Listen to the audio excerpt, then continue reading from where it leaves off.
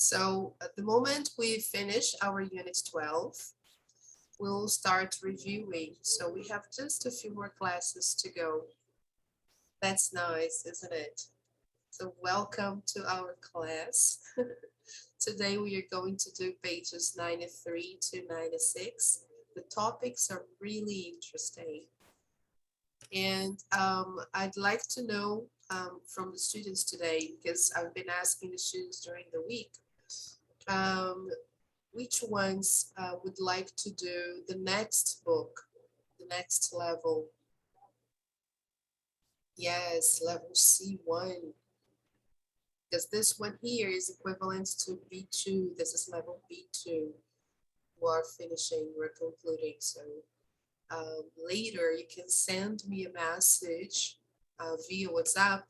You can send me a DM, a direct message saying whether or not you are going to do the next level. Okay, guys. All right, Nathan. All right. So before we start, I'd like to ask you if you have children in the family.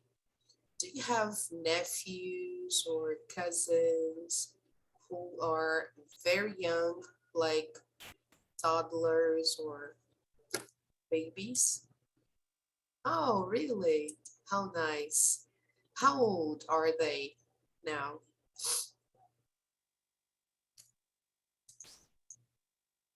Oh, that's cute.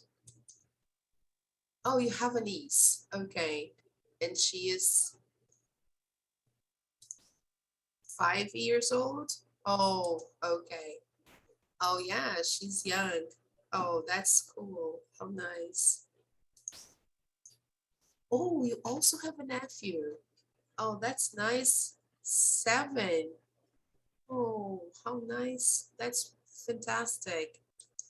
Oh, this is really cool. Yeah, I have 2 nephews. Yeah, they're younger. They're younger than yours. My oldest nephew is 4, and my youngest nephew is only 1. Yes, it's a baby. But it's so nice, isn't it, to have children around. It's really good. Hey, Kathleen. Good morning. Good to see you. Good morning. How was the break, Kathleen? Did you have fun? Yes. Have you guys been watching the Olympics? Have you been watching the games?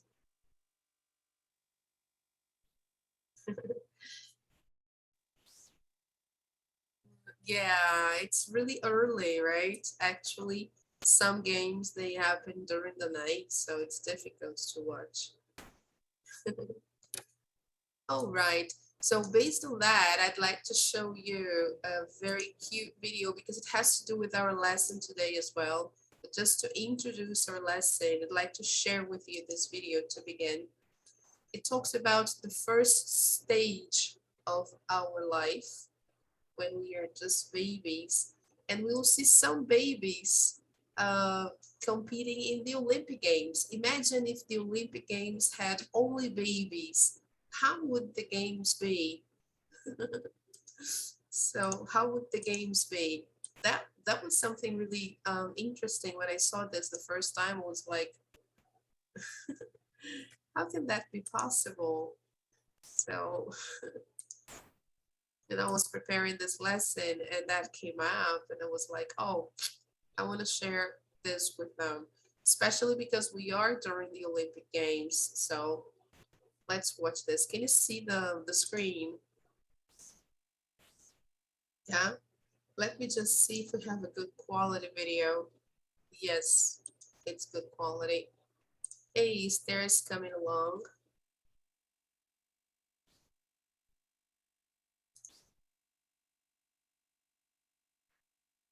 Hi, Esther. Good morning. Hi, teacher. Good morning. Welcome. Welcome back. Thanks. Welcome back. So sorry, I clicked accidentally here. I'm going to share with you guys this funny video of babies competing the Olympic Games, right? Because it has to do with our lesson. We're going to start talking about the stages of life.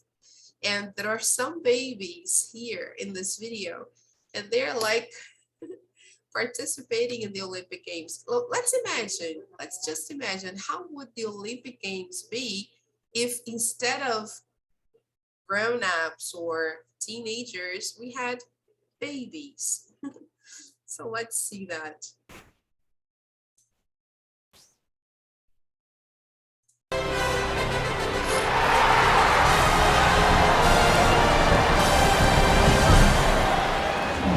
Welcome back to the baby games. We've got it all for you.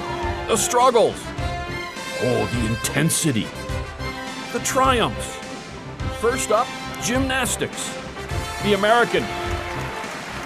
Working it. Just look at that concentration. 10-meter toddle, one of the marquee events at any baby game. And there they go. China running away with it. Oh, looks like he's stuck on the line.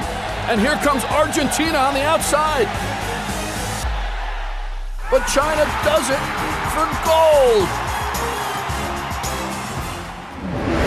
Back to gymnastics. Japan on the rings. Pressure has never been higher. What an effort. And now the American.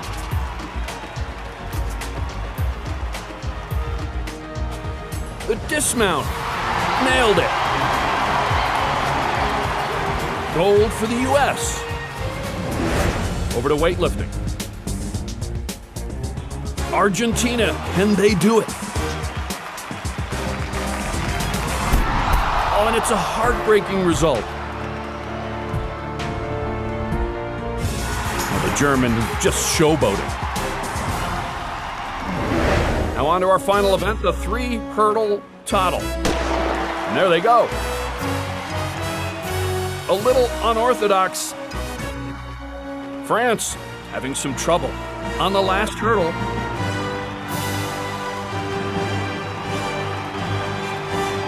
Oh, and it's incredible.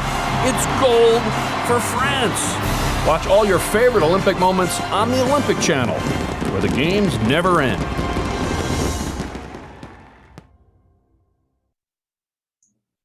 Oh, that's really cute, isn't it? All right. So imagine, guys, babies competing in the Olympic Games. That would be really cute.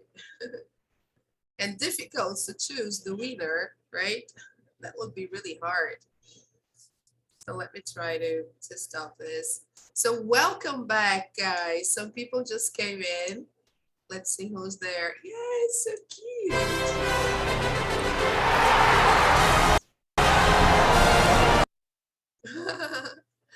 They're really cute. So let me just minimize this here. Okie dokie. So good morning, everybody. Welcome back. Yay, we are in the Olympics. Yay. Carlos, good morning. João Victor Bazzani, good morning. Welcome back, people. It's nice to have you around. How nice. Are you enjoying the games, people? A lot of athletes are going back because it's almost the end of the games, right? We've been having some good results for Brazil. Yay. That's really nice. Okie dokie, guys. Based on that, we were talking about children, right? I was asking back to our page here on Google Classroom. I hope you can see it. I was asking if Nathan, I was talking to Nathan in the beginning, if he had children in the family. And then he told me he has a nephew and a niece. And do you guys have children in the family, like young babies or toddlers? I have two nephews. They're very young. One is 4 and the other one is only 1 year old. It's just turned 1. And what about you?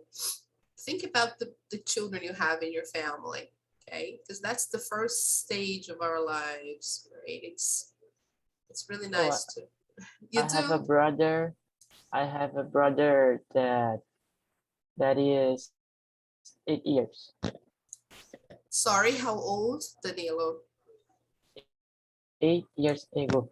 Oh, she's 8 years old. Oh, she's 8. How nice. Oh, Yes, brother or sister? a brother. Oh, a brother. So he is 8. Oh, that's nice. Oh, how nice, Carlos. Oh, you have a cousin who is only 2.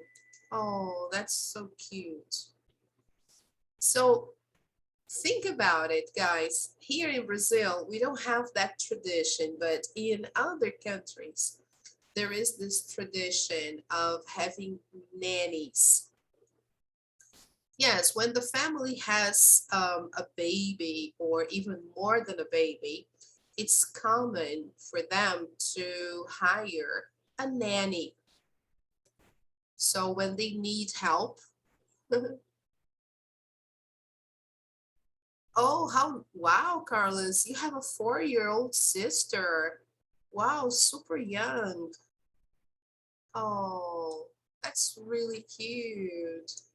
Oh, that's nice, Carlos. Only 4. That's so nice.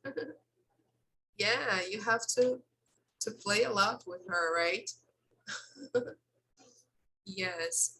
So, when you have children in those countries, like in the US, sometimes Canada, I don't know so much about their culture, but in Europe or in the United States, people usually hire nannies to help them, especially when they have money. Okay. So, how much do you think people spend on nannies in general? How much is a nanny? A good nanny?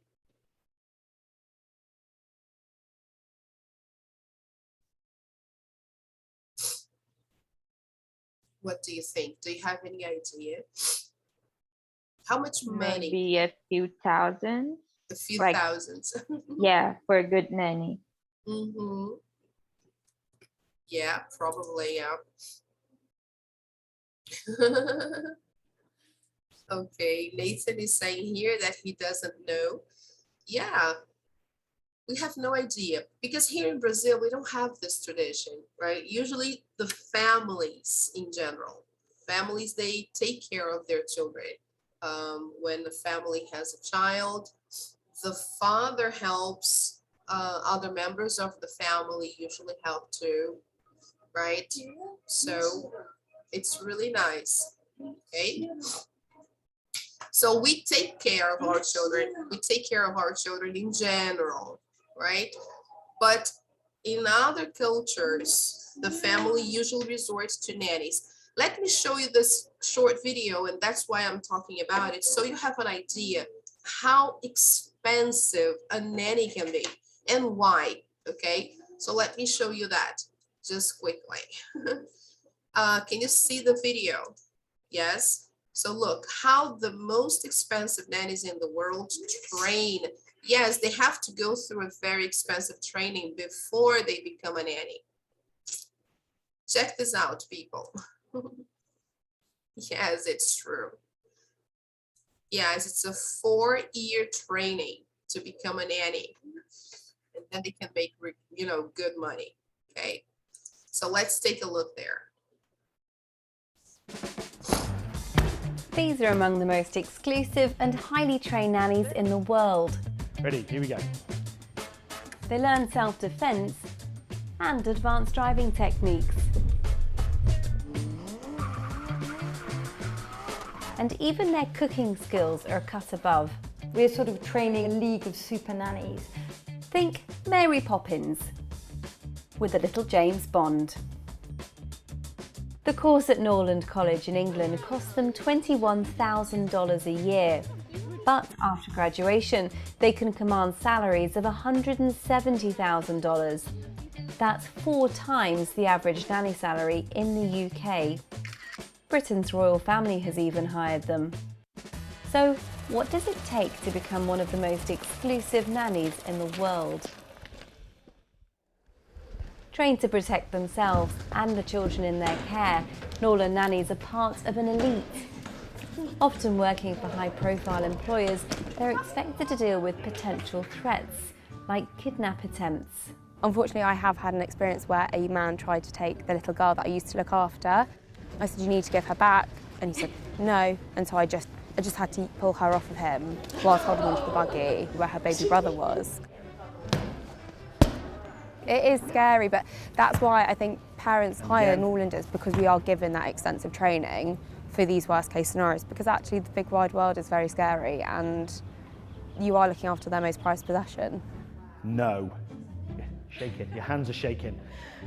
Got the adrenaline going. In the career they've chosen, No! a lot of them don't realise what they're capable of. But after getting them into this, they really do come out of themselves.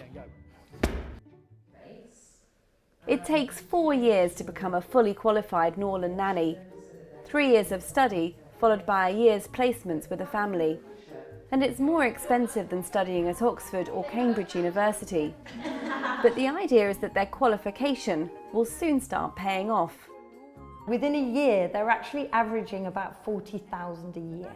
So that's a young person in their early 20s, probably earning more money than perhaps an up-and-coming accountant or lawyer. With the nannies earning that kind of money, skills like cooking and sewing have to be at the highest level. When I was on my residential placement, the family had such a varied diet. They were really into like satay chicken, and we had lemongrass chicken a lot, so a lot of pan-Asian flavours, and it was really nice to see. So you place your nori with the shiny side down. These third-year students are learning how to make child-friendly sushi. And then you're using the bamboo mat to roll your sushi up. I really don't enjoy cooking, to be honest, and so the lessons have been really, really helpful for myself, as I am not a confident cook.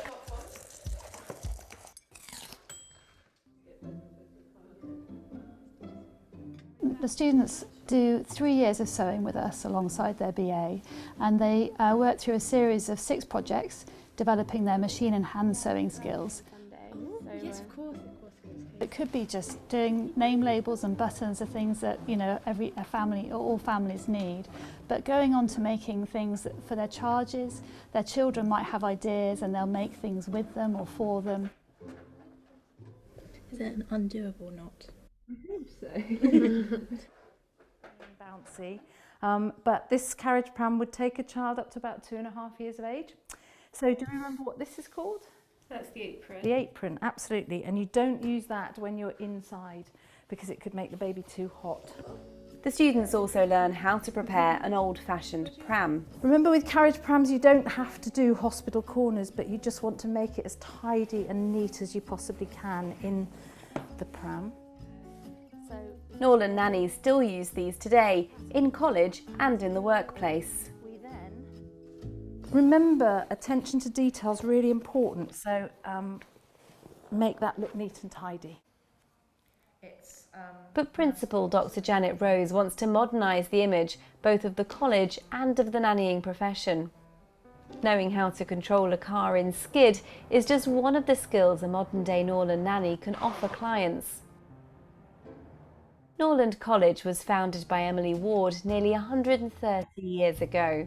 Her aim was to encourage a better and more educated class of women to enter the ranks of domestic service.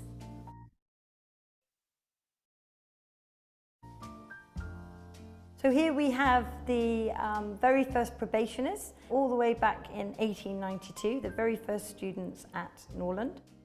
And here we have a photograph of one of our Norlanders who worked for the Greek royal family.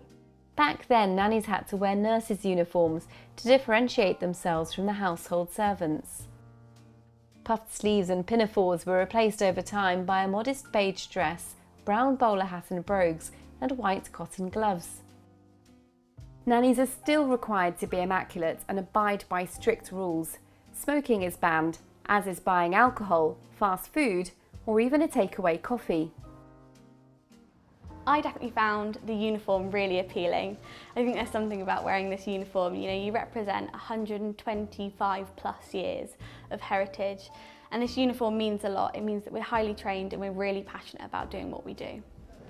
The college wants to attract more diverse, more international students. Norland is also taking on university status. Soon we will become Norland University and will be the first specialist early years university in the world. But for Freya, becoming a Norland nanny isn't about pay or prestige, it's about a passion for the job. I want children to learn because they want to, I want them to explore because they want to, and be curious about the world. And for me, seeing that is the most rewarding thing ever. That's more rewarding than any paycheck I could ever get. Seeing a child exploring, being curious, wanting to learn, wanting to grow, that's just so incredible. Which sounds, for parents who can afford it, practically perfect in every way.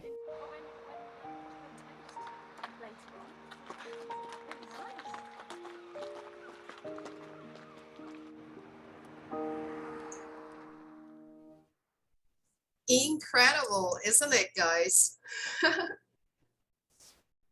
Did you know such a school existed? Isn't it incredible? It's a kind of university for nannies, and it's so expensive. Hi, Gabriel. Hi, guys. Good morning. The ones who got in when we were watching the video. Hi, Yago. Good morning. Good to see you. Hello. Hello, guys. Hi, good morning.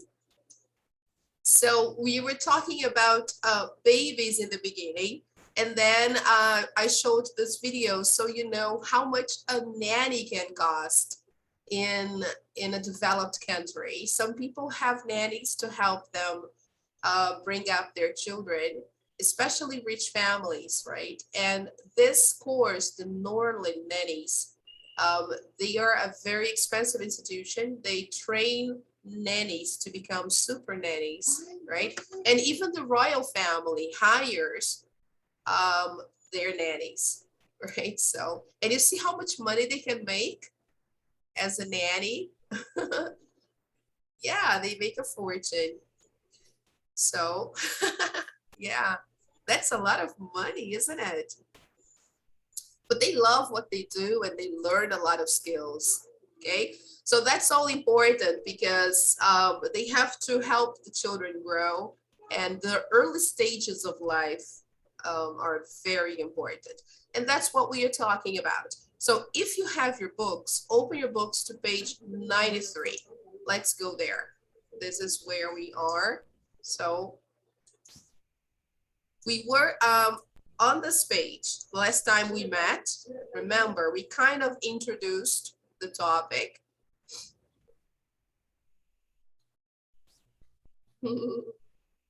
Remember, people. Yes, great. So here, okay, let me just make it a little bigger so we can all see that. All right, so here in the first one, and as you can see in the picture, they show the stages of human life. We have here the years, look, 10, 20, 30, 40, right? So match the stages of life in A here in the box with the activities in B. What do you think is the best or usual age to do the things in B? We may have done this before, but let's just redo that just for the sake of actually getting into the topic, okay? And remembering the things that we did before the break on this page, right? For example, the infancy, the first moment, right? The first stage. What do we usually do during infancy?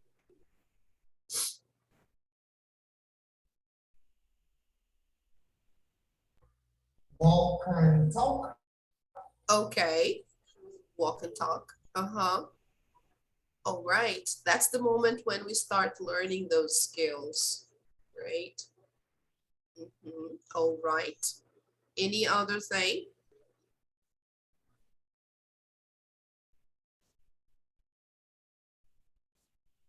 From there? Not really, right?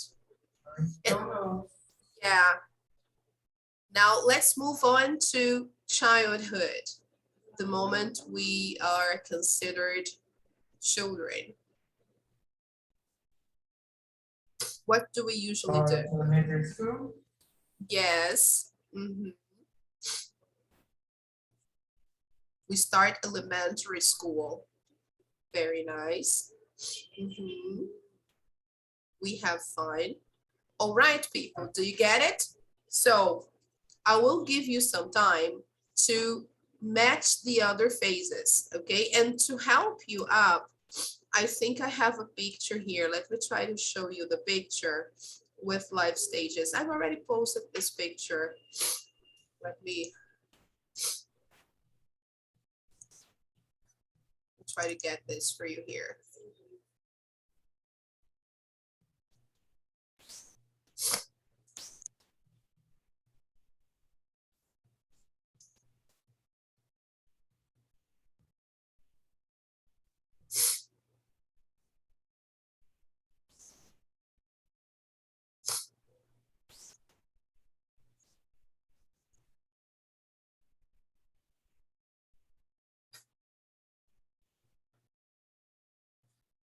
You have access to this picture, okay, guys? I think I posted this picture on our page in Google Classroom. It's there.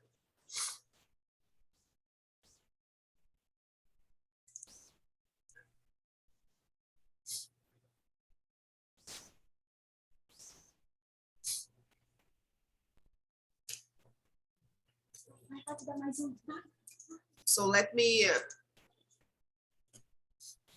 share this with you so you know the vocabulary. Okay, guys, just for the sake of vocabulary, so you know what we call each and every stage in English. Can you see the picture? Yes? Yes, can you see the picture? Good, awesome. So here you have stages of childhood, vocabulary. So in the beginning, oh, you are a newborn, right? A baby that has just been born, we call the baby a newborn, right? Good. Then an infant is a baby or a very young child up to the age of 1 year old, okay?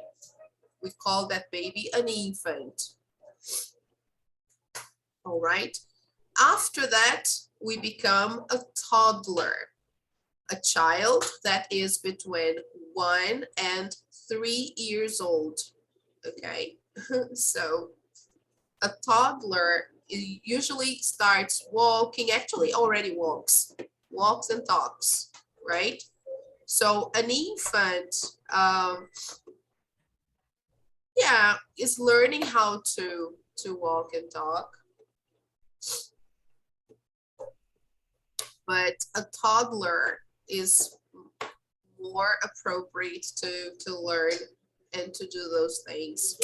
Then we have a preschooler. What is a preschooler? Can you read that for us, please, Kathleen?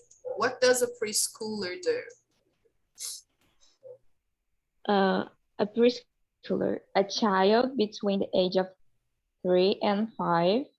It is this stage just before they enter school.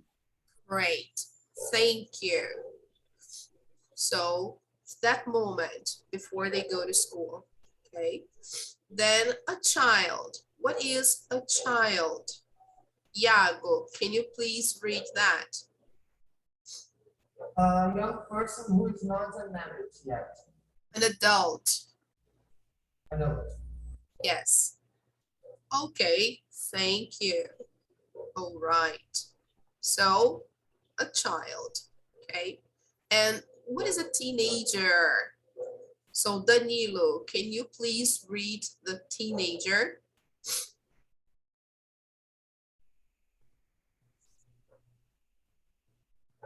Sorry, teacher.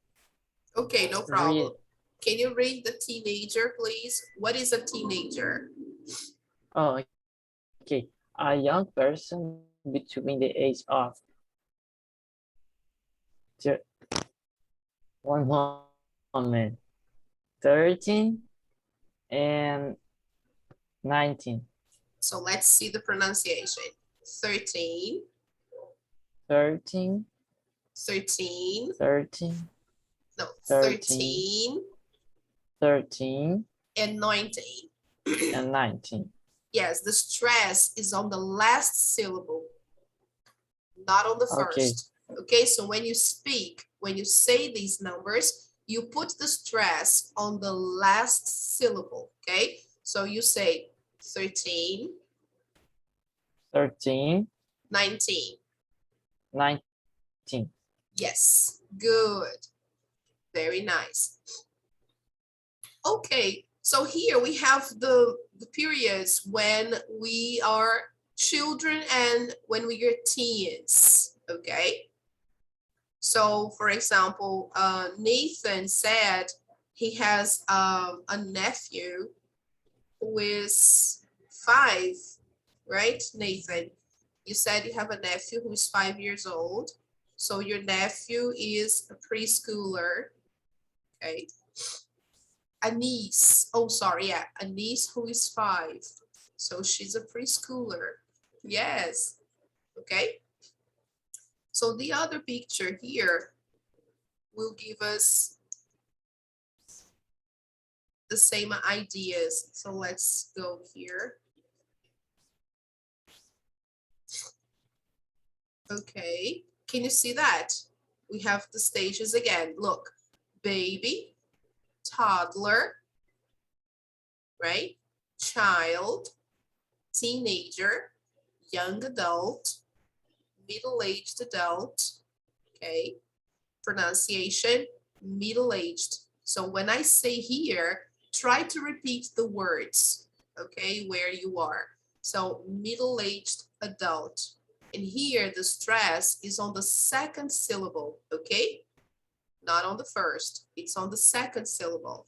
So middle-aged adult, retired, elderly, elderly, all right? Okay, so of course, guys, there are many different names to say the categories or the stages of life. Okay, so let's go back to our book here.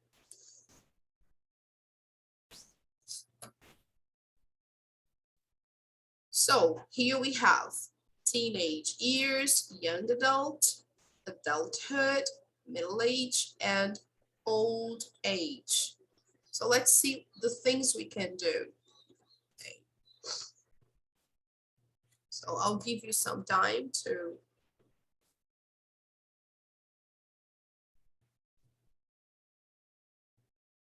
I think 1 minute will do.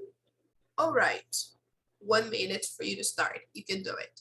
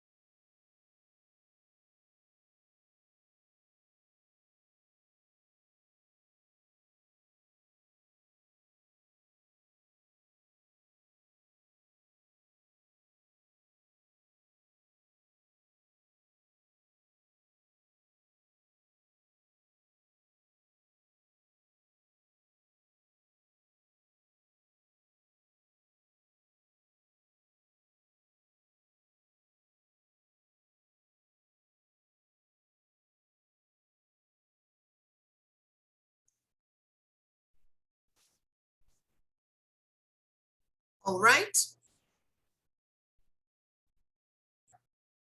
Okay, guys, so let's check.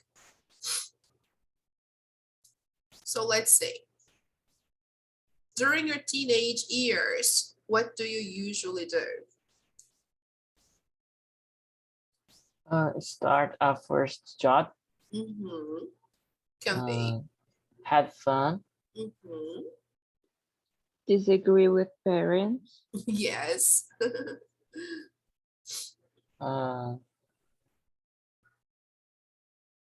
Teacher, graduate from school is like finish the school and start the college. That's true. Yes, that's right. So graduate from school.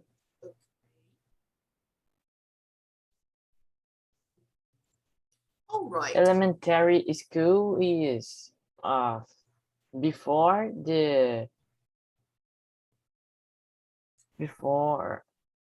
how can I say this? The ensino médio. Yeah, before that, elementary school is before middle school. Okay, so in American educational system, we have elementary school, middle school, and high school. So elementary school goes from kinder to fifth grade. Okay. Oh, okay. Then from 6th grade to 9th, you have middle school. And then after that, you have high school. Okay. So the pronunciation here is elementary. Elementary. Yes. Very good. Okay.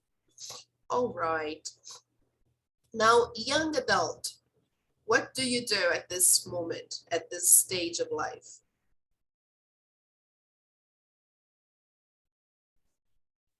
Oh, maybe set up a business. Get married. Go traveling. Yes, usually. Have fun. Have fun. Yes, have that's fun too. all right. Graduate from school is that? Yeah, I think could be. Yeah, you can graduate from school during your teenage years. Right. You can graduate from college. Teacher, what is be let fired? Be let go or fired. Does anybody know? It's like falecido. Tipo, foi, morreu. Sorry, I don't get it. Can you repeat, please, Kathleen? Oh, it wasn't me. Oh. But I think it's like when you have a job, but your boss lets you go, like te despede do trabalho. I think that's it, right? I say tipo falecido, die. No. No, this is not to die. No, this is when, like Kathleen said, it's when your boss dismisses you from your position and sends you home. So it's when you lose your job.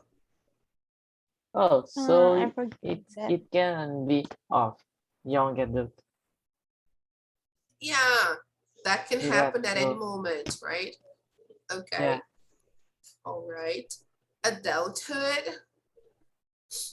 I think walk and talk too. Yeah, because walk and talk is usually when you learn how to do those things. So this is more specifically for the moment you learn the skills. Okay. Oh, okay. All right. So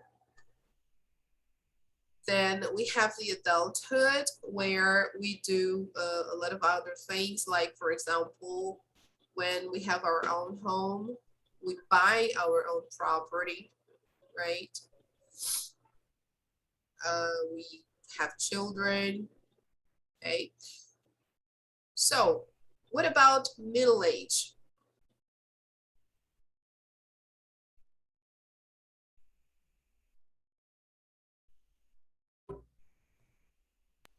own your own home. Okay, can be. It could be let go from the job. Yes. And maybe go traveling. Yes, that's true. That can happen. Teacher, what is settle down? Settle down. That's a good question. Who knows? It's like it's usually when you get married and start building your family and stuff. Yes. Okay, Esther. Okay, thanks. So you're welcome. So when you settle down, you establish. Your life slows down. I think it's similar of the young adult, but when you are in young adult, it's new. This thing is new and it's more fun. Yeah, when you are a young adult, you're on the run, you're trying to get things done, you're doing lots of things at the same time, because you're building a career. When you settle down, you're okay with, financially speaking, you are okay, right? You have a family, you have your own house, so you're almost ready to retire. Then here we have, so usually during our Middle Ages, we do that, we settle down. And old age, what happens during the old age?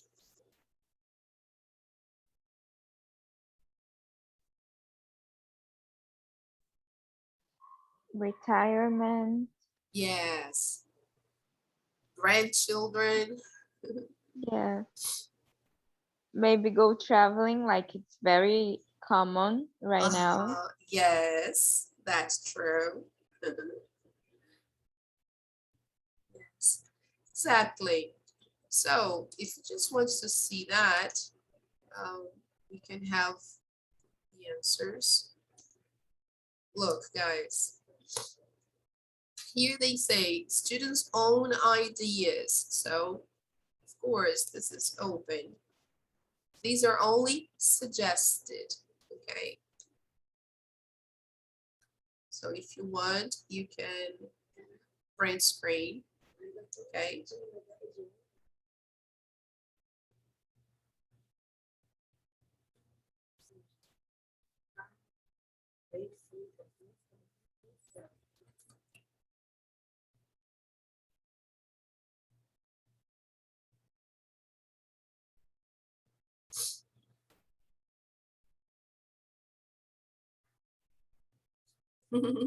All right, people. Can I close?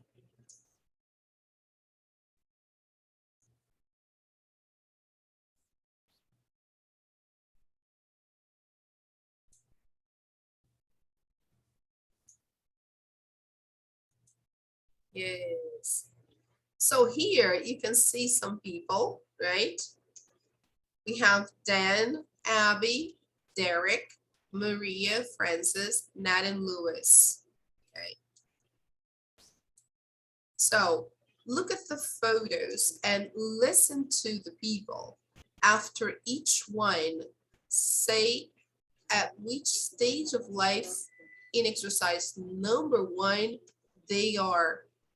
How do they feel about it? And which things, A and B, do they talk about? Okay. So let me just try to focus here. Because if I just put this part here, I will not show you the pictures. Okay, I know you may have the book and everything, but I don't want to eliminate the photos from the screen. I want to keep the photos here. Okay, guys, that's why I don't like to use this focus tool. So let me see if this, yeah, the sound is on. So let's listen to that.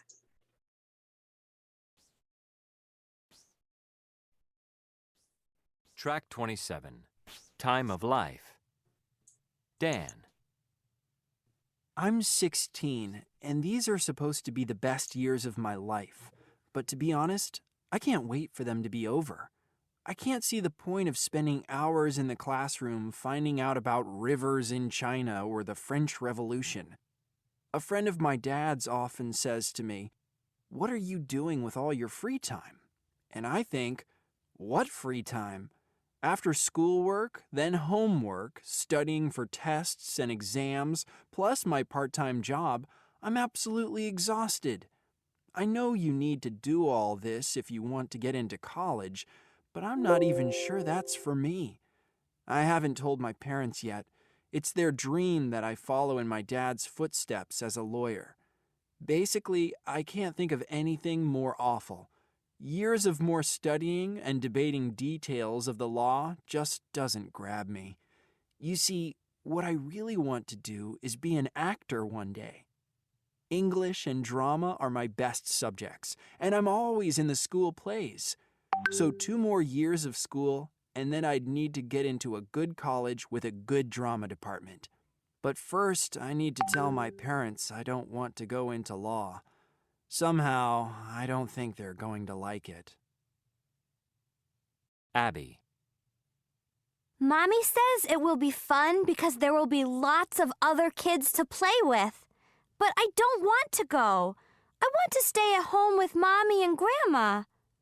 Charlotte, that's my sister, goes there and she likes doing her work.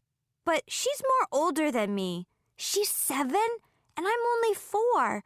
And I got a kitten for my birthday. His name is Fluffy.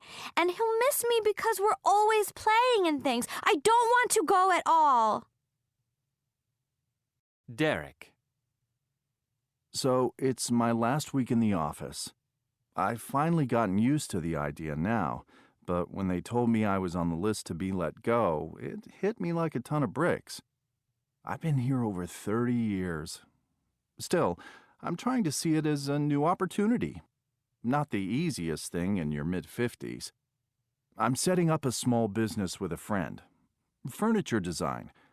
I've always made chairs, tables, and stuff as a hobby, so why not give it a try?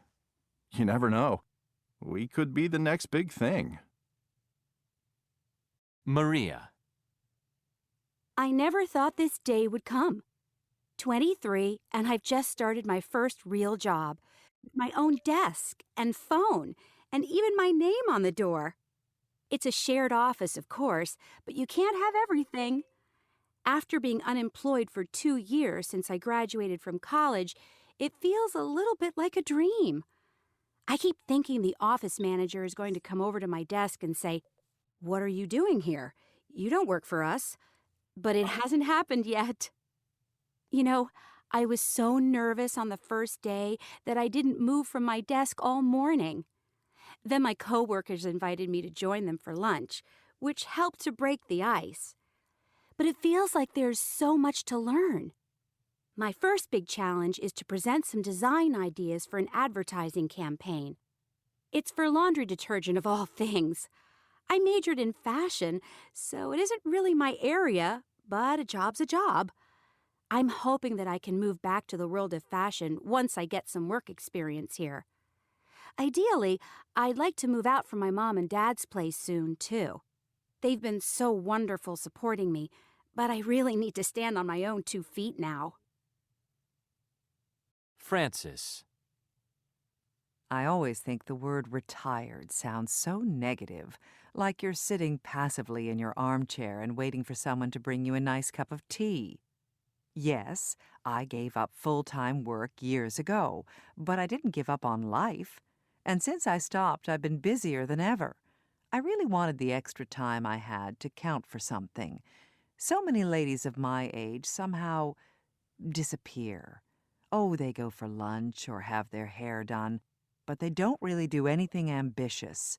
Maybe I've been selfish, but I wanted to still have challenges and ambitions.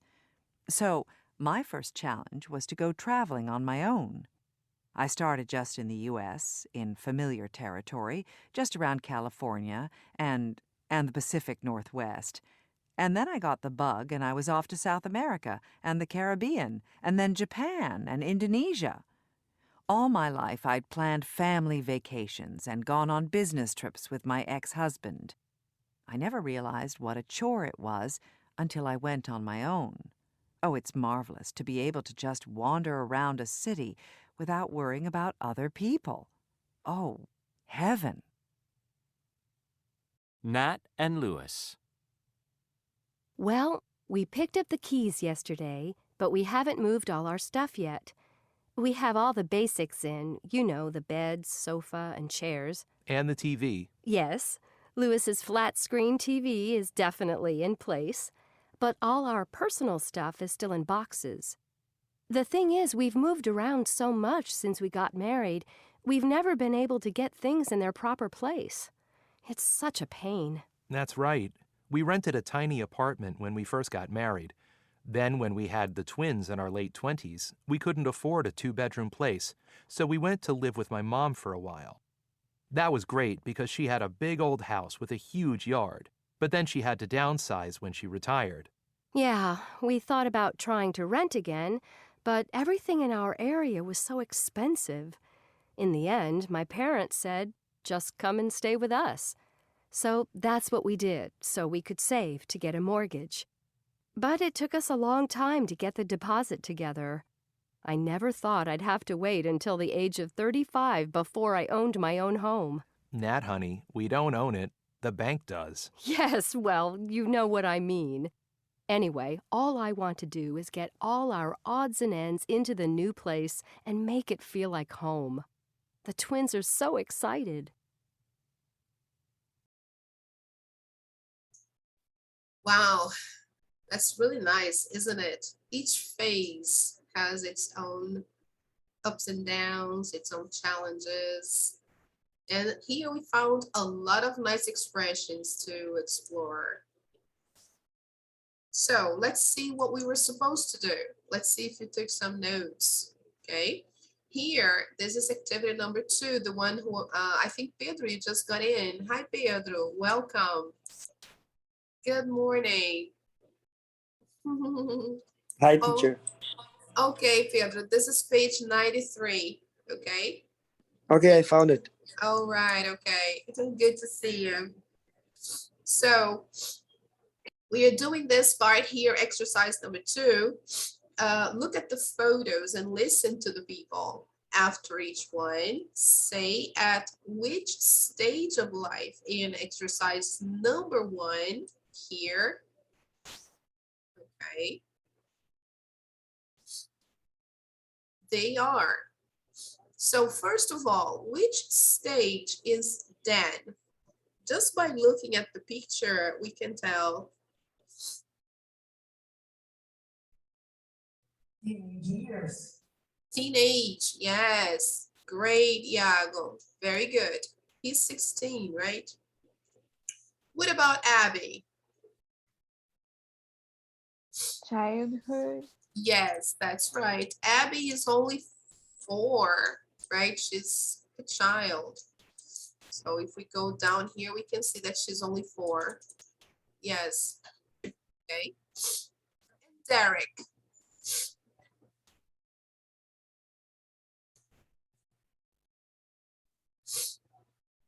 That's middle age.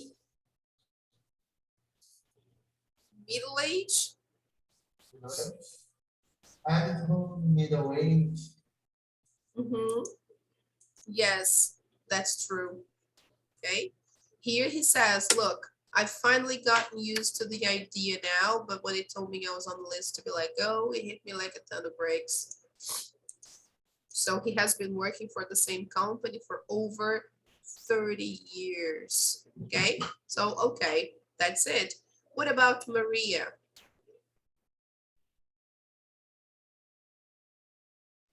Young adult. Yes. Okay. And Francis? Old age. Old age. What about Nat and Lewis? Adulthood. Yes. Okay.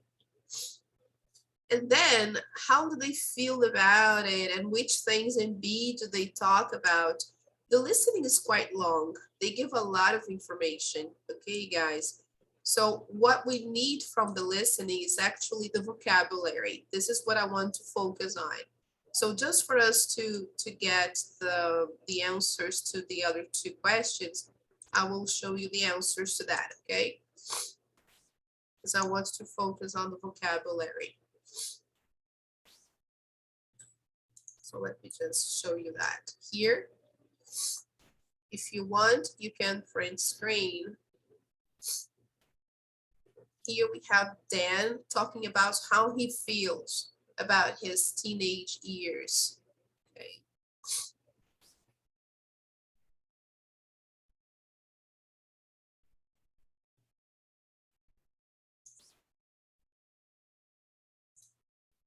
Then we have Abby.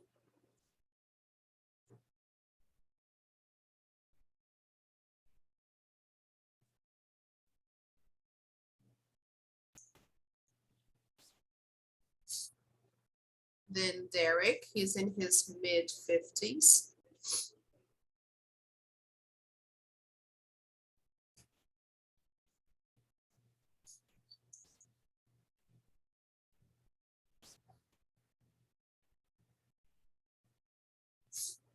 Then Maria, she's a young adult, she's 23.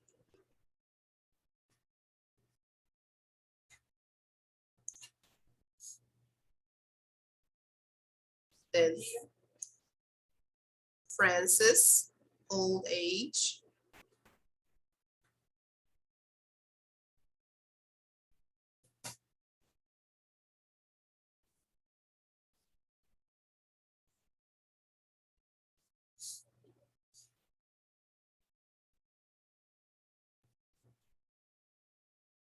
All right.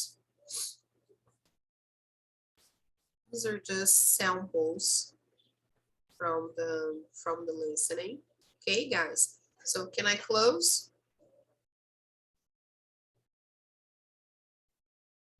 We have here all the typical struggles of the stages. Yes, can I close? Yes. All right, good. Our main focus here is actually the vocabulary. So I'll just go through exercise number 3, okay, here. So who said these things? Read the sentences and answer the questions. So here they are just being more specific on the sentences they said. So we are not going to focus on this number 3, okay? We are going straight on to language work, okay? This one here we don't need to do now, okay? So let's take a look at the language work. This is what matters to us. Look at some lines the speakers used. What do the phrases in italics mean? Okay. So here we have the phrases and I'd like you to take a look. I will play that listening again. I know it's a long listening, but just by listening and I think it's better for you to get the meaning of the phrases. They are idioms, okay? That's what they are called. And in context, you can understand them better. So I will just play that again, and then you will try to find the meaning of these idioms. You may know the meaning of some of them already, okay? Here we have the first one. Break the ice. The next one, stand on my own 2 feet. Okay. The next one,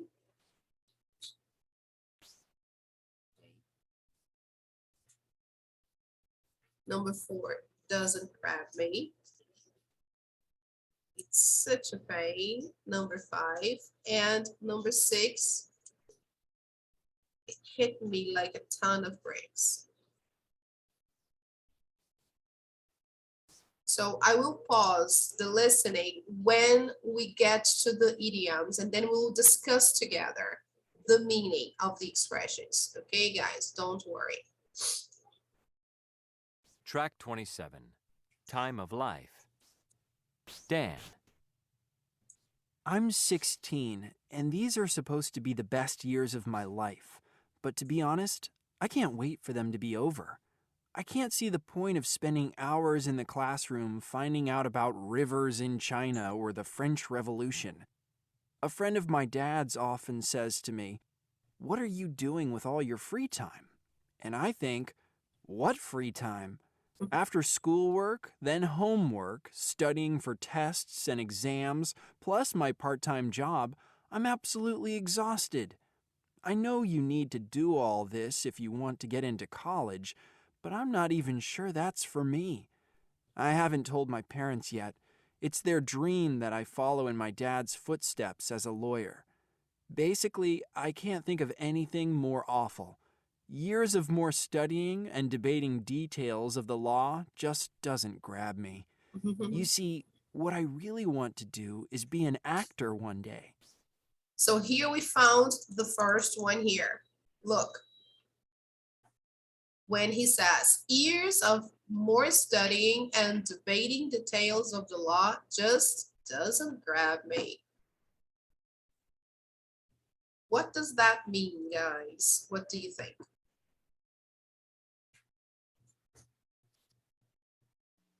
It's like it doesn't catch his attention or Yeah. his desire to do more. Doesn't catch. Yes, doesn't sparkle his curiosity. Very good. Great. Exactly, right? This is something that he doesn't really want to do, right? So he's not into that. Great. So let's move on. English and drama are my best subjects, and I'm always in the school plays. So 2 more years of school, and then I'd need to get into a good college with a good drama department. But first, I need to tell my parents I don't want to go into law. Somehow, I don't think they're going to like it. So what does he want to do?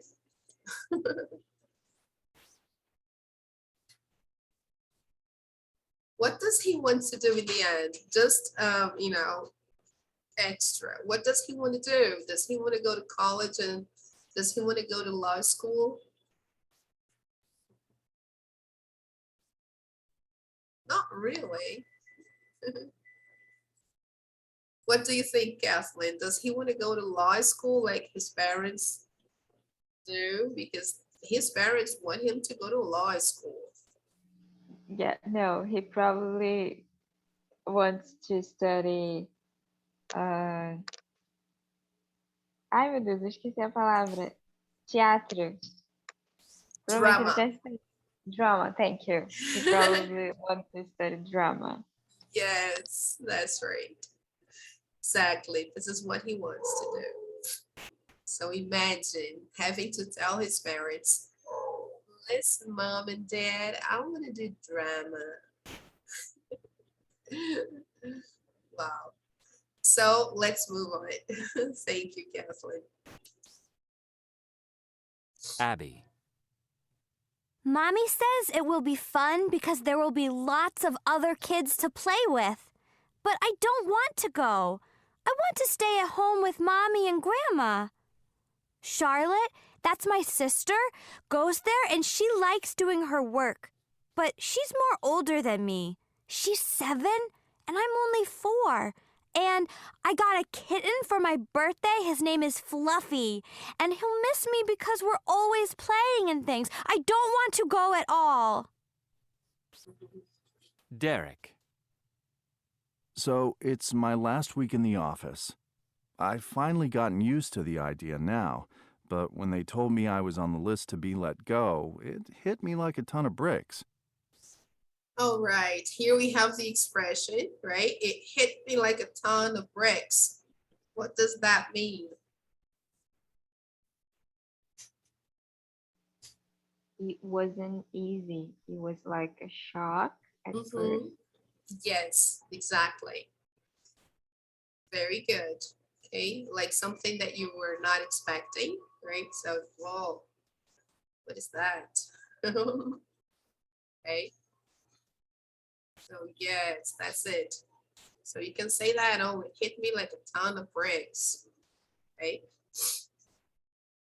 Great. I've been here over 30 years. Still, I'm trying to see it as a new opportunity. Not the easiest thing in your mid-50s. I'm setting up a small business with a friend. Furniture design.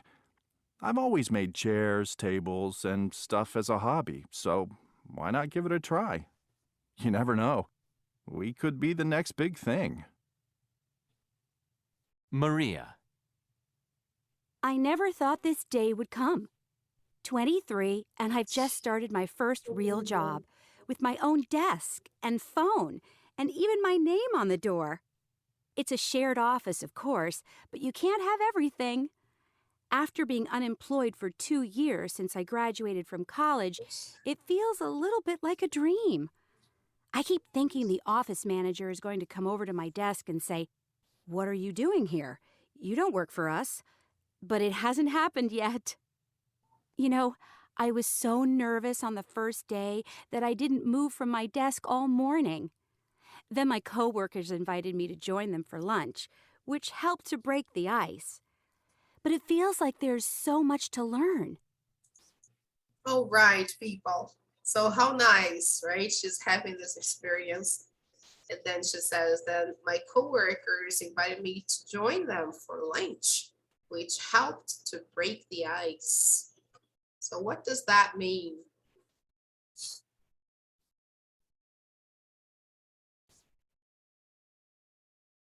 Maybe to lose the tension, like to make her more comfortable. Yes, very good, Kathleen. Exactly. To ease the tension, to make her feel more comfortable. That's it. Yes. Great. My first big challenge is to present some design ideas for an advertising campaign. It's for laundry detergent of all things. I majored in fashion, so it isn't really my area, but a job's a job. I'm hoping that I can move back to the world of fashion once I get some work experience here. Ideally, I'd like to move out from my mom and dad's place soon, too. They've been so wonderful supporting me, but I really need to stand on my own 2 feet now. So the next one, I really need to stand on my own 2 feet now. What does that mean, guys?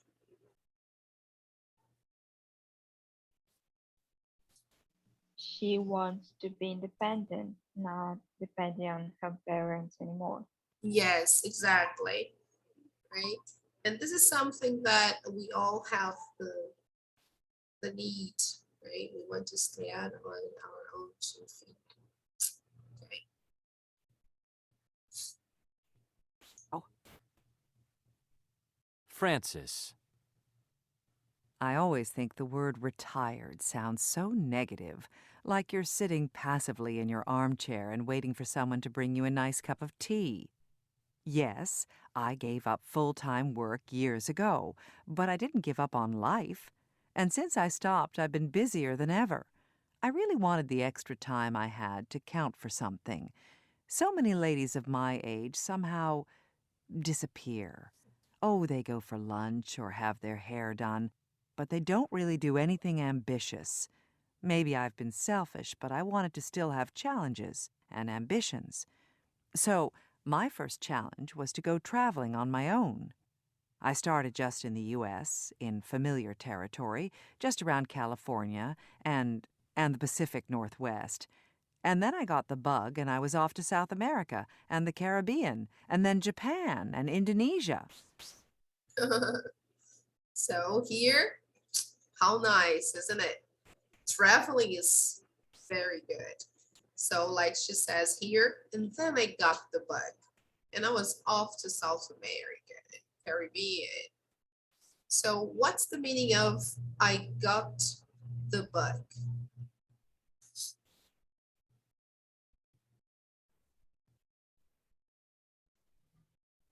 Oh, it's like and keep doing this. Like you start doing something that you like and you keep doing it because you like it.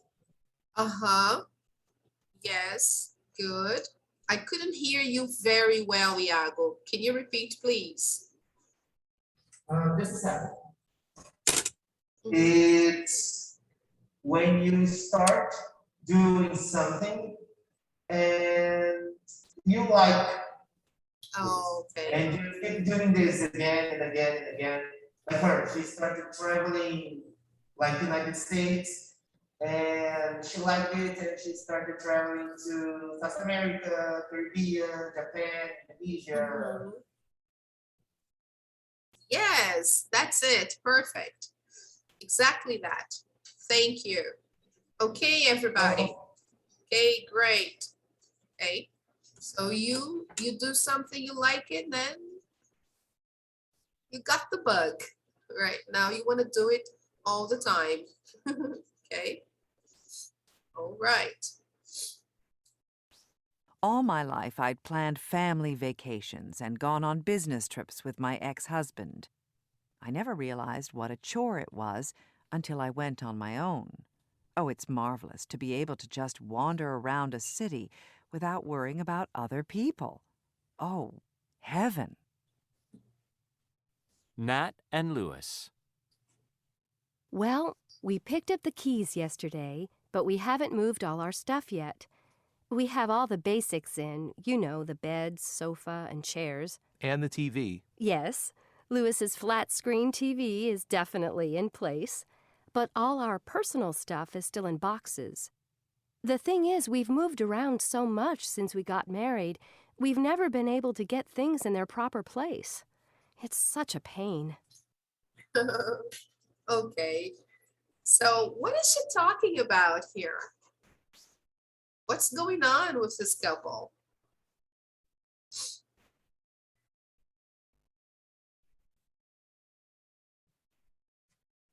They move a lot. They go from house to another a lot of time, and she said it's a problem. Yes. And it's really hard, isn't it, when you have to move a lot? Wow. Guys, moving is a lot of work. You know that, don't you? When you have to move to another place, wow, it is really a pain. So that's what she says here. It's such a pain. So what's the idea when you say that something is such a pain? It's really annoying. Yes, exactly. Okay. And in their case, because she's saying that they've never really been able to get everything in its proper place. So yes, it's really hard when you live in a place and then when it's the moment to get things organized, it's time to move again. So yeah, this is such a pain. Okay. Oh, it's such a pain. Okay. All right, I think we covered pretty much everything. Okay. What are some other expressions they used here? Let's try to see. That's right. We rented a tiny apartment when we first got married. Then, when we had the twins in our late 20s, we couldn't afford a two-bedroom place, so we went to live with my mom for a while. That was great because she had a big old house with a huge yard, but then she had to downsize when she retired. Yeah, we thought about trying to rent again, but everything in our area was so expensive. In the end, my parents said, just come and stay with us. So that's what we did, so we could save to get a mortgage. But it took us a long time to get the deposit together. I never thought I'd have to wait until the age of 35 before I owned my own home. Nat, honey, we don't own it. The bank does. Yes, well, you know what I mean. Anyway, all I want to do is get all our odds and ends into the new place and make it feel like home. So this is a very nice expression when she says, anyway, all I want to do is get all our odds and ends into the new place and make it feel like home. So get all our odds and ends into the new place. So what does that mean? I know it's not in the exercise, but it's a nice expression.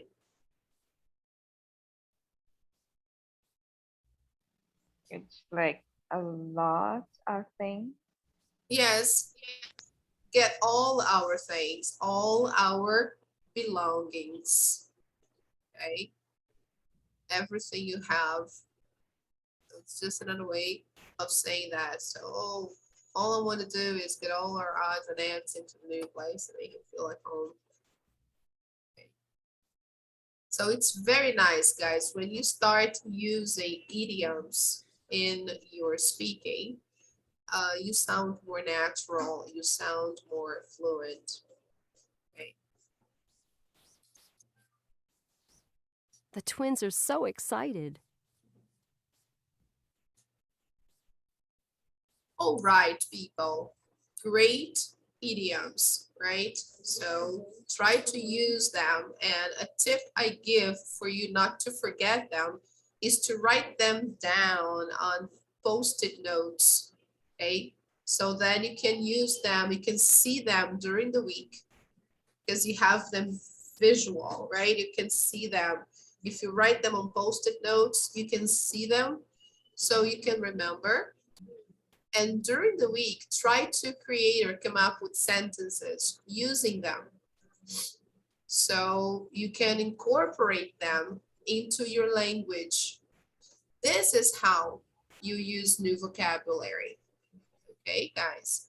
So this is nice for you to do. This is good exercise.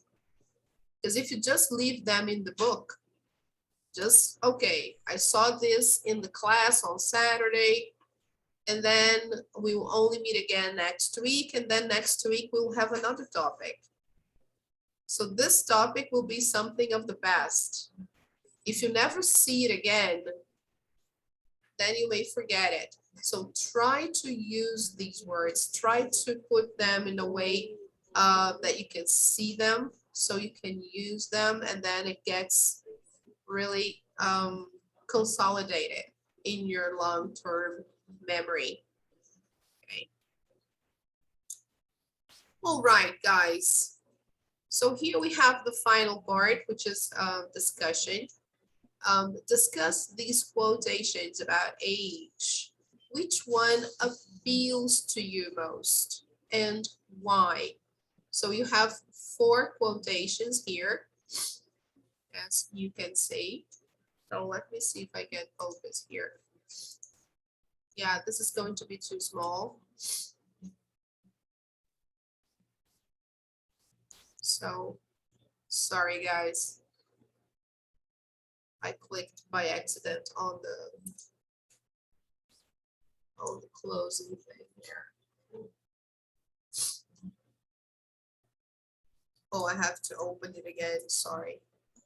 So let me try to get the book again. While I do this, take a look at the quotations. If you have the book, okay, take a look there.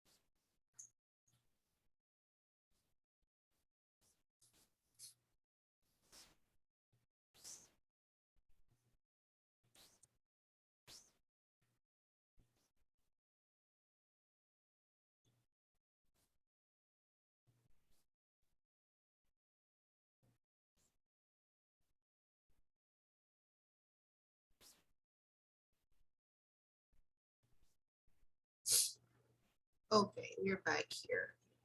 Let me zoom in. Sorry about that, guys.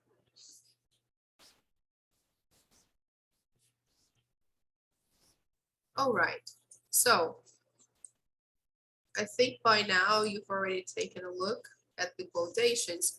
So which one appeals to you the most? Which one do you agree with the most and why?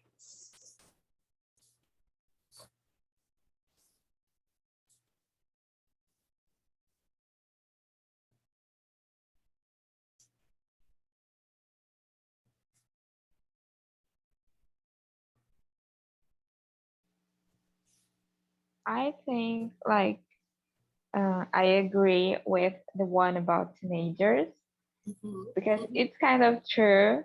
When we are teenagers, we tend to to try to be older, even though we don't know anything about life. We think we do, and we act like babies. Yeah. That's true, Kathleen. Uh-huh. Exactly. We want to move on, right? We want to grow old, but we don't know much, right? So, yeah, that's true. Anybody else, people? Okay, no problem.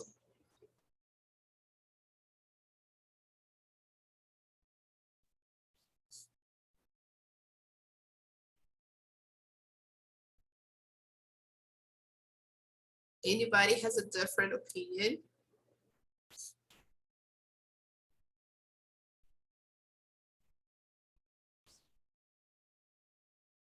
I like the last one here.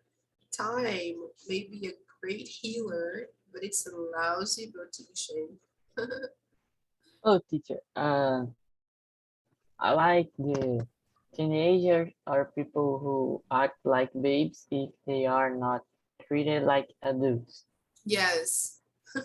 Have a phrase that I like is in English is like this. A father doesn't do a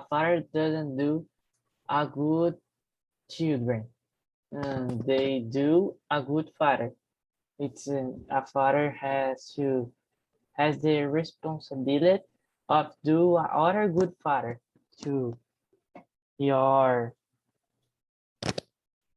grandchildren, to do a good father to your grandchildren, because it's because if you don't do it and the people don't, how can I say, don't crash, sabe? People don't grow up. Yes. Yes, it's this. It's like this. Uh-huh. I like this phrase. Yes, it's true. Yeah, I think I understand. Yes, that's true. Thank you, Danilo. Thank you. So that's it, guys. That's it for this page, right? And very nice expressions for us to incorporate to our language. Okay. So think about the stages of life and try to enjoy the stage you are in now. Okay. Now let's move on. Wow, it's already 12. Time flies. So it's time for our break. Yes, let's have some coffee. Wow, coffee is great. Before we move on and we start talking about the Isle of Muck, let's have some coffee and drink some water. It's time for the break. I just learned that we won gold medal in soccer. That's great, isn't it? Yay. Yeah, Brazil won of Yeah. Spanish. Yes, we just won. That's really great. Good news. So we'll have a 10-minute break so we can have some coffee, quick coffee here. And then we come back after 10. Okay, guys? So let me take a picture before we go. So let me just take a picture of the participants list with everybody here. All right, guys, picture taken. And then don't go anywhere, okay? Stay here because this reading is very interesting. I already sent you extra material to help you in the reading. So you have the material you need. We are going to do this very, very fast. It will not be boring, okay? I promise you, it will be very quick. So we'll be back in 10, all right? All right. Okie dokie, see you in 10.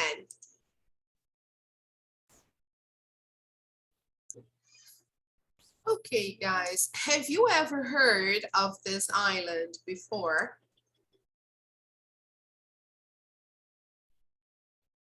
I think no. Yeah.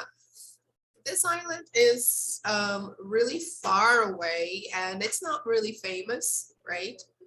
So we have the sign here, look, welcome to the Isle of Muck, where time stands still. So what is special about this island? Why are they talking about this island now? So look at the picture and read the introduction to the Scottish Isle of Muck. So as we know, it's in Scotland, okay? And let's see if life in this island would suit us. Would we like to go there? So let's say, make a list of plus and minus points about living on such an island. So let's just read the introduction and then we can think about living there or not. So let's take a look in silence, see if you understand. Can everybody see it? Yes. Okay, good.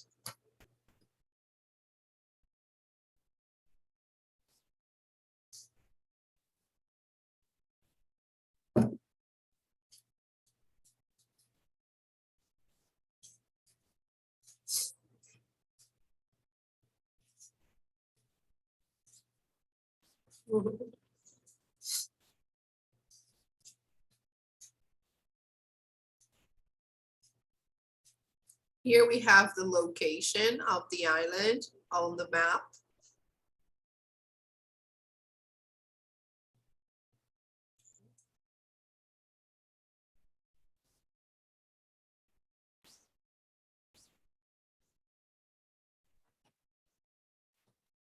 So what do you think, guys? Do you think that life on such an island would suit you? Oh, I think I wouldn't like to live in this place. Yeah, me neither.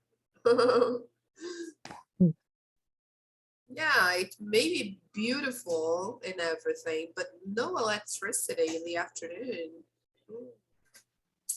I don't think I would live like forever, but maybe go to like a season, maybe Go a for a month. season. Uh-huh. Yeah, I think it would be different and nice. Uh-huh. Yeah, why not, right? Spend a season there, spend some time there just to have a feeling. So Yeah, I go to a place that doesn't have internet, but I go with many people of my family, and this was so good because how I nice. think if have people, you have things to do, but I think go to a place like this alone, it's very, I don't know, don't have things to do. Yeah, it's boring. Yeah. Yeah, you need to have something to do, right? Somebody to talk to. Yes, so it may be an experience, right? So let's see. Look through the text quickly. What or who are these names? So we have there Catherine Murray John, Caledonian McBrain, Lawrence McEwen, Sandy, Colin McEwen, and Dave. What is their role on the island? So the first time we read, we're just going to focus on the names of these people. And we will just try to see their roles in the island, right? We have to understand what they do there, okay? So as you can see, we have the first part here, and the names are in bold. Have you noticed? Okay. You have the names here and here. Does everybody have the book in the class here?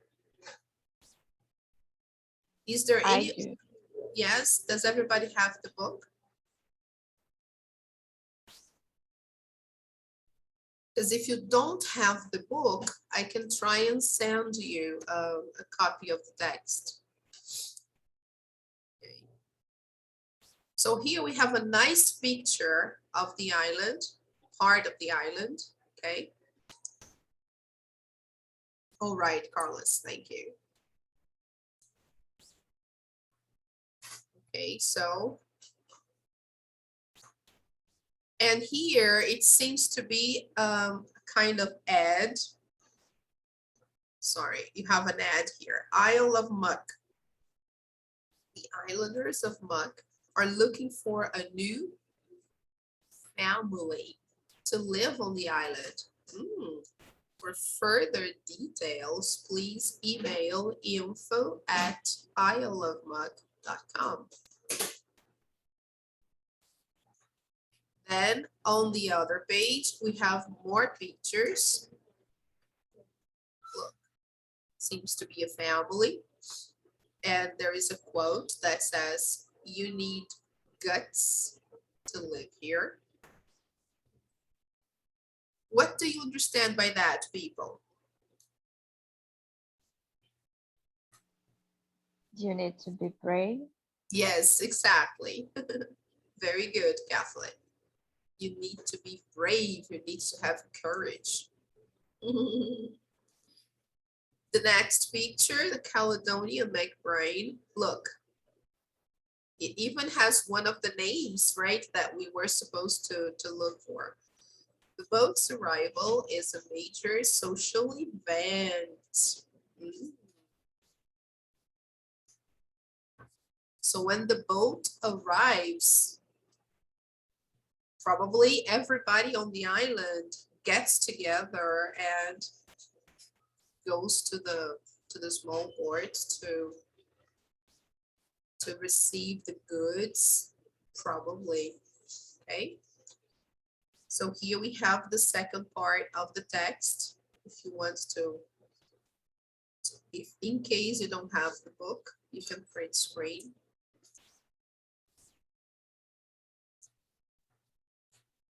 And as you notice, the names are in bold, okay? So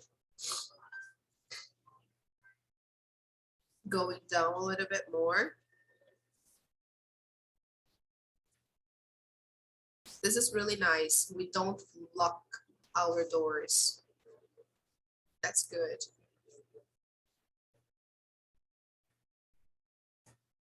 What a nice picture, guys. Look. And look at this animal. This is a typical bird from the island.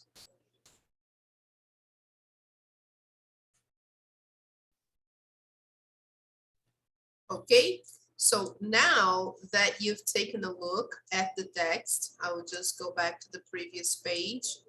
And then I'll just give you some time so we can work on this activity here, number 2, okay? What or who are these names?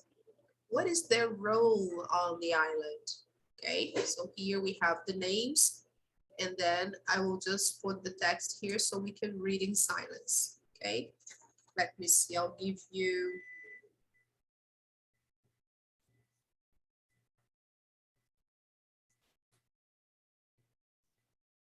four minutes. I think we'll be okay to do this task because you have to read everything. Okay, so, okay, you can go.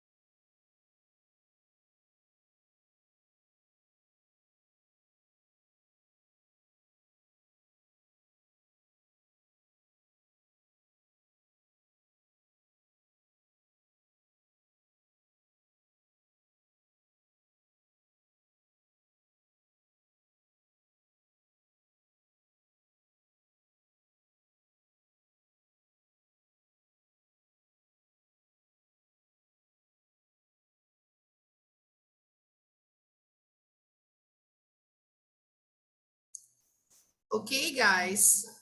Yes, let's check. That's interesting, isn't it? So, what or who are these names that we have here in number 2? Catherine, Mary John. Who is Catherine?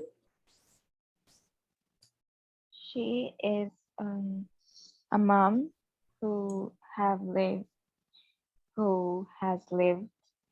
on the island for the past 6 years. Great, very good. And what is happening to her now? What is she doing? She's leaving the island. Yes, she's moving, right? She's moving from the island. So according to the text, why is she moving? Why is she leaving the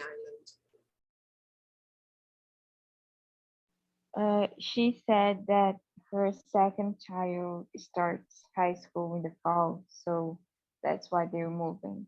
Yes, very good. And according to residents, some people from the island, is it the only reason why she's moving? No, they say there were other reasons too. Yes. Okay. So, imagine it's a small place. Everybody knows everybody, right? So it's complicated, isn't it? When you are in a very small place, in a very small island, it's really difficult, isn't it? Even if it's a paradise, right? But the problem is the small group of people living together, because people start paying too much attention to what you do or what you don't do and who you are. And just like they say by the end of the text, right? People don't have small talk anymore, and it's really complicated. So it's hard. It's a big challenge. So this is what they say. This is what they say. It's a challenge to live there. Okay. So what is Caledonia McBride? What is that, people? It's a ferry. Yes, exactly. That's the name of the ferry that goes back and forth, right? And who is Lawrence McEwen or McEwen?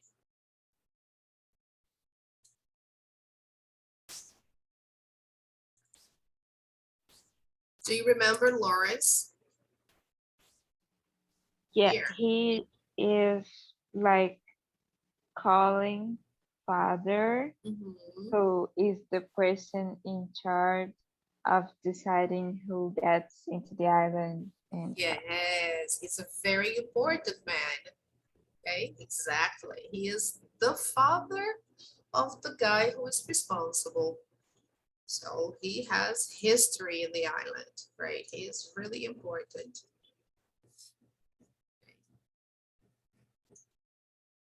He belongs to the family, actually. The family who owns the island.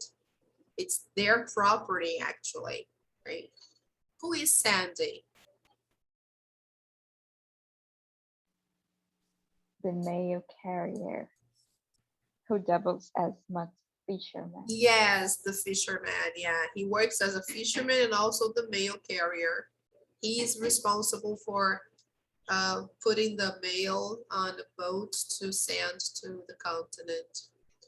And who is Colin? Colin McEwen.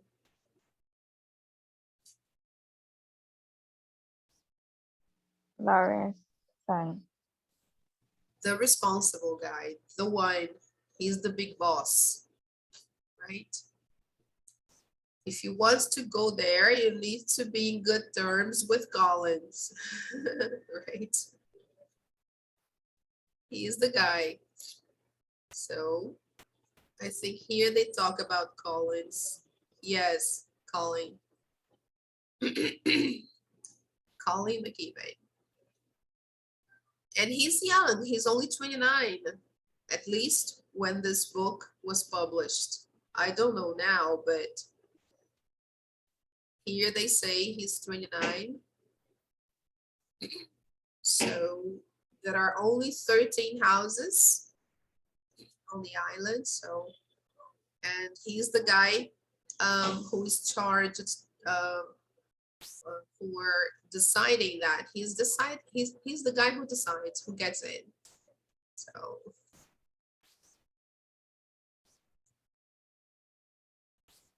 And Dave, who is Dave?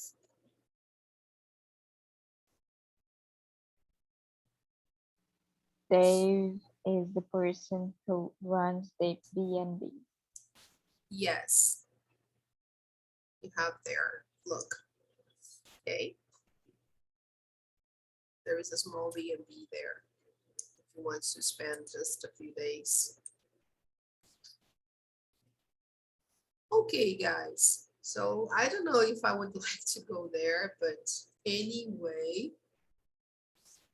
maybe just for a visit. So here, the next activity, they want to get more detailed information. Our focus here for our course is vocabulary, okay? So because of that, I will just give you the answers to activity number 3. So we can move on to the vocabulary part, which is this part here, vocabulary work, okay? Oh, by the way, guys, do you know the meaning of puffins when they say here? Down here on the page, they say exquisitely beautiful with white sandy coves, nesting puffins, and the occasional shoal of sharks. Puffins are these birds that you see here in the picture. Look, this is puffin. Okay? It's a kind of bird. They have this very peculiar beak here. And their feet resembles the feet of ducks. They are not really ducks, right? They're puffins. They're cute. They're really cute. So, all right, people. So back to the exercise here, activity number 3.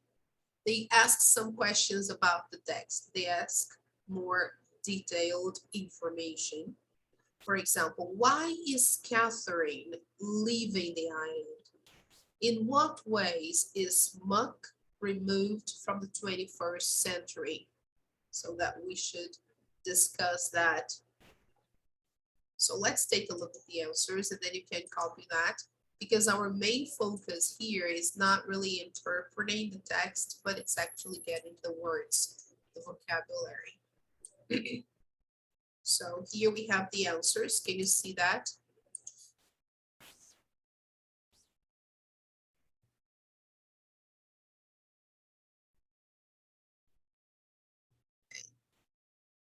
So as we discussed in the beginning, there were other reasons for her leaving. Okay, probably, yes, the smallness of the island was a problem.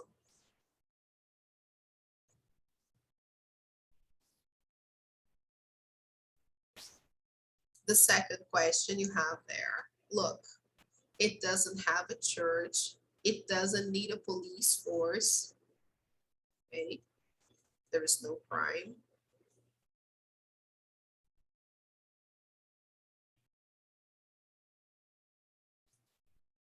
Okay.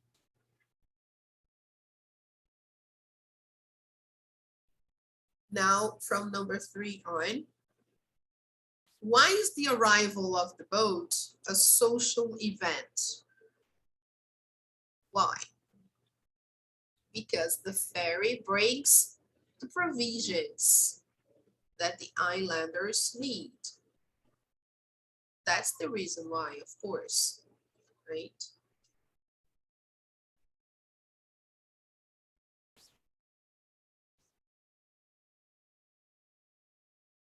So here we have number 4.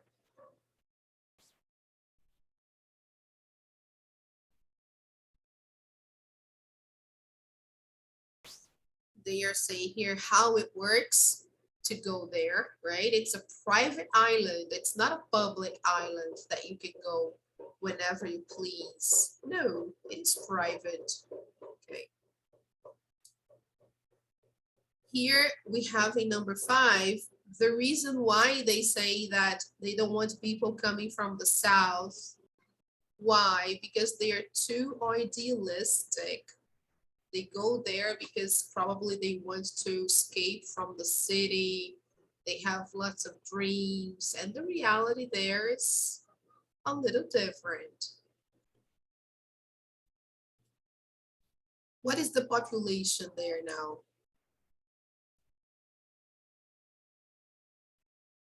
You see, 13, 19 people. Now it must be around 50 people. Tops, right?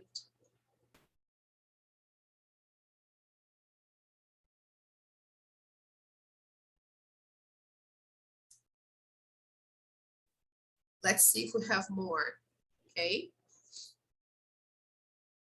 So if you can take a picture, it's nice, it's a good idea. Because our focus here is not to become experts in the island of Muck. It's for us to know the vocabulary, okay? Here we have the continuation, okay? Look.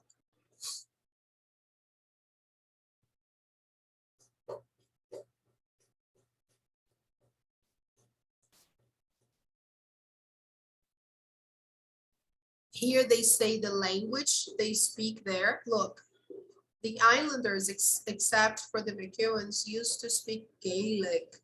So this is like a dialect. Here we have some dates, some numbers.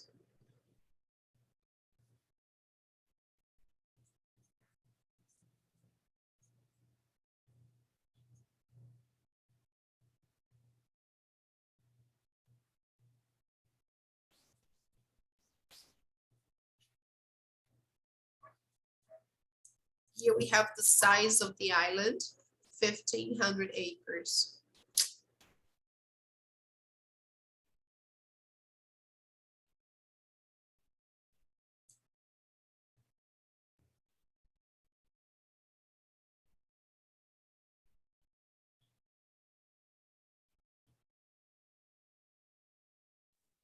Yes,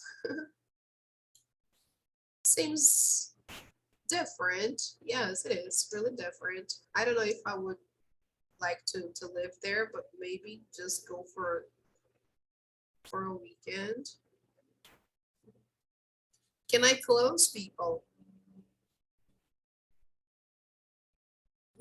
Look, how interesting. Look, they put here, the island has a guest house, sharks, an elementary school, TV, part of the day.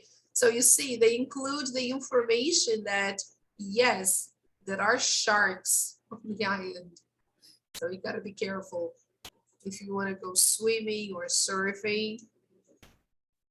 You better change your mind. Okay. All right, people. So here we have the answers to all the 9 questions here, okay? That's why we have the words in the box and everything. So here we have 2 questions for us to discuss briefly. Why do you think so many people find the idea of living on muck so attractive? Why do you think?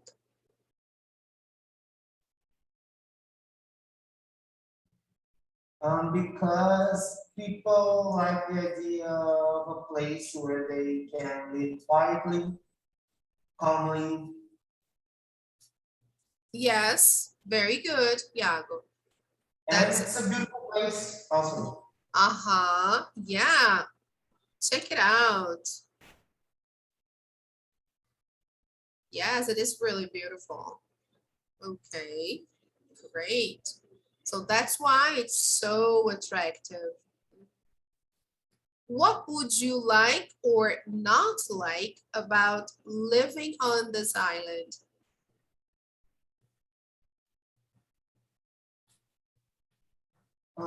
Actually, I like the general idea of living in this kind of place, pretty attractive. I like this. I think it's a nice place to live, quiet and stuff. Yes, that's really nice. The experience of living in a quiet place and no crime, no violence. Imagine, you don't need to worry about it. That's interesting. So guys, now finally we have some vocabulary work, okay? Rewrite the words in italics with synonyms or near synonyms from the text. So here we have the focus of this reading activity, right? The words that really matter to us. The first one, the island is very small and peaceful. So how do they describe the island in the text? What are the words they use? Do you remember?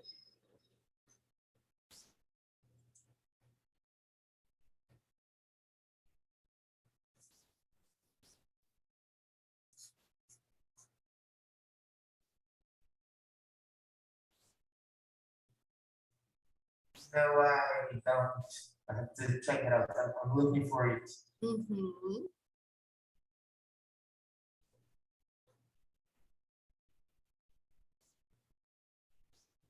Here we have one example. I think this is the second paragraph. Yeah, paragraph 2, you have the word there. Look.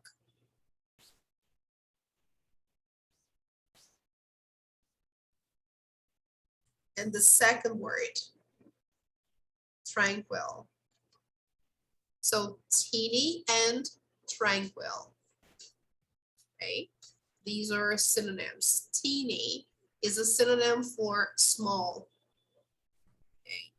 Okay. And you can run across it in 10 minutes. The same paragraph. You can jog. Yes, you can jog from one end to the other. Okay.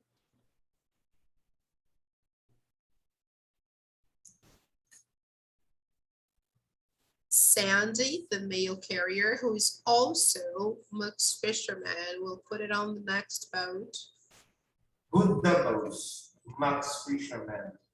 Sorry, can you repeat, please? Good doubles. So let's go to the other page where we have the part here. Yes, who doubles as fisherman? Okay, great.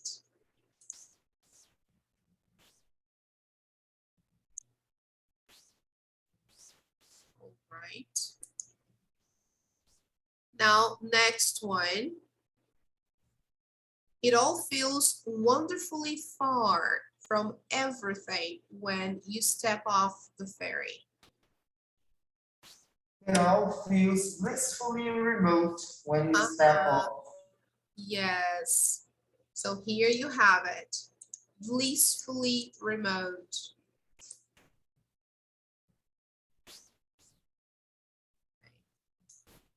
So a place that is blissfully remote is a place that is far, but is a good place to go to. Okay. It's blissfully remote.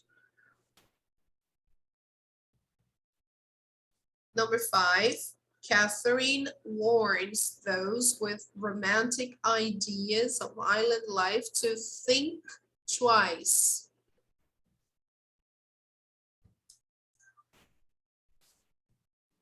romantic notions, and Okay. to beware.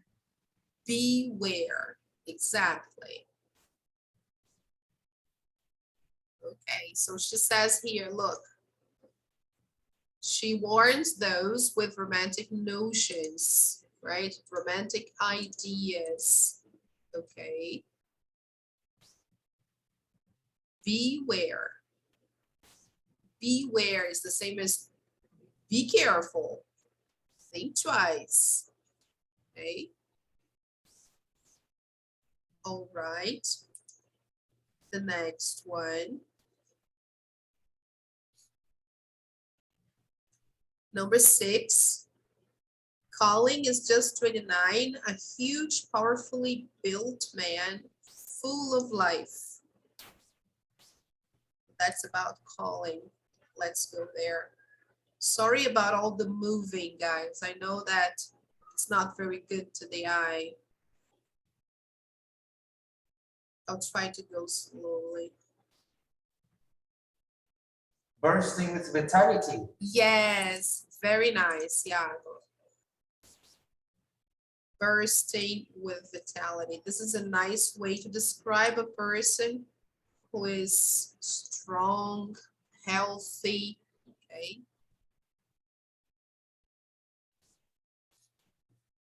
And another one, a huge bear of a man. Another way to describe, to say that somebody is big, well-built, okay? Oh, he's a huge bear of a man, bursting with vitality. Okay. He's a huge bear of a man.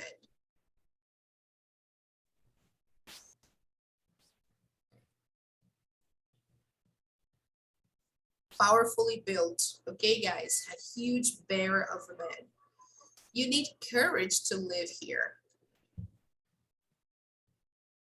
That one we know already, right? It's right here. You need guts. It's right here. You need guts to live here. So it's very common, guys, to substitute courage by the word guts. Right? You need guts to do this.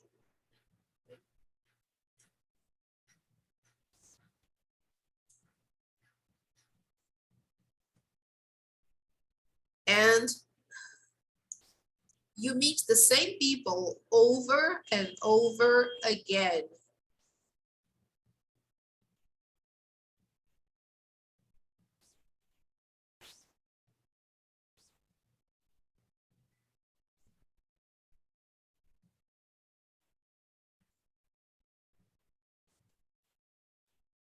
You bump into the same people. Yes, very nice, Iago. Excellent. So this is exactly what happens when you live in a small community, when you work in for a small company, you bump into the same people all the time. So it's a small group, okay? You bump into the same people over and over again. Okay, this is another very nice expression. You run out of small talk. Small talk is when you have nothing important to say, but you just talk about the weather, you talk about unimportant things. This is a small talk. So like, oh, hey, how's it going? How was the break? How was the weekend? Okay, guys, this is a small talk. After some time, when you are in a small group or when you live in a small village or like in a place like this on an island with a few people, you run out. After some time, you run out of small talk. Okay, so it depends a lot, of course, on the group, but this is what happens.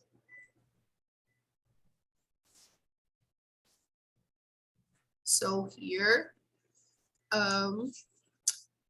and finally, you may dream of giving up the busyness of town life. What is that, people? To give up the business of town life. You may dream of giving up the hustle and bustle of town life. Ah, very nice. I like this expression. You give up the hustle and bustle, okay? Giving up, we know. Let's just hustle and bustle of town life. So the hustle and bustle is all this busy life that we have here in the city, right? We are all very busy all the time. We have so many things to do. We need to go places. We need to, you know, we have schedule for everything. So this is a hustle and bustle of town life. So it's just an expression, right? So people who go to an island like this, they sometimes may want to get away from this. They want to give up the hustle and bustle of town life. Okay. Great vocabulary, people. Like I said before with the previous page, try to write these expressions on a separate piece of paper and make them visible somehow so you can use them when you write something, when you say something, try to incorporate them in your language. Okay. So people, we are not going to do the next page, page 96, but that's okay, no problem. We can do that next week. That's all right, okay? So back to our page on Google Classroom. What have we done today? What did we learn? We talked about the time of our life, right?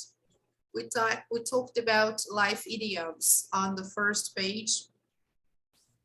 Break the ice, remember? Let's see that. Let's go back here on the book. We can see here on this page. Yes, can you see that? We saw some life stages when we are babies, when we are teenagers, young adults, right? Middle-aged. We saw life stages, right? And then we learned some idioms, okay? Example, stand on my own 2 feet,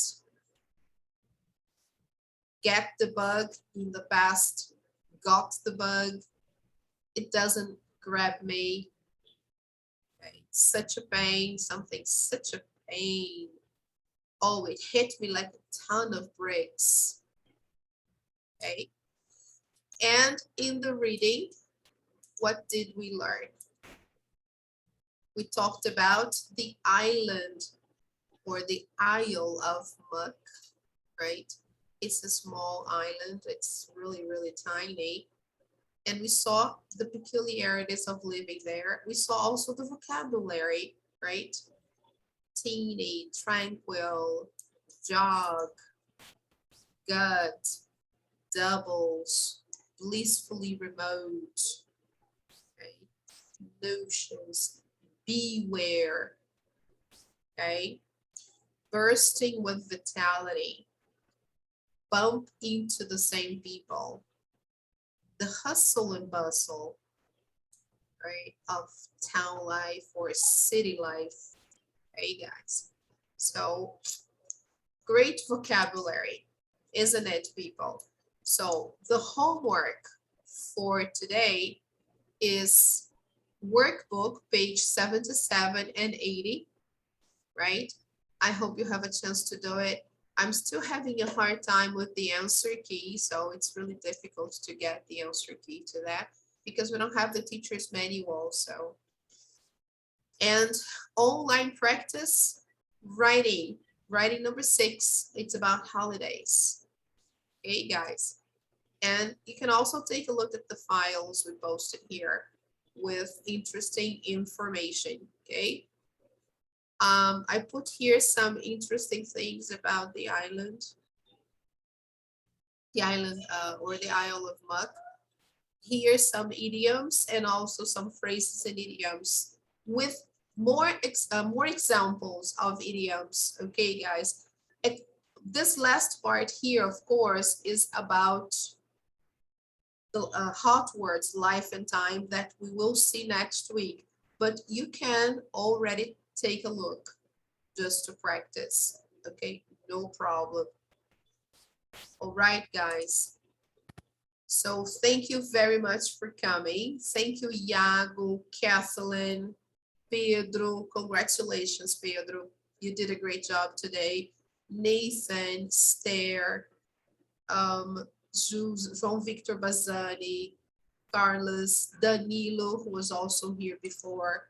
Thank you, everybody, guys. And I hope you can come here next week. We are almost finishing Unit 12, and then we'll get down to reviewing.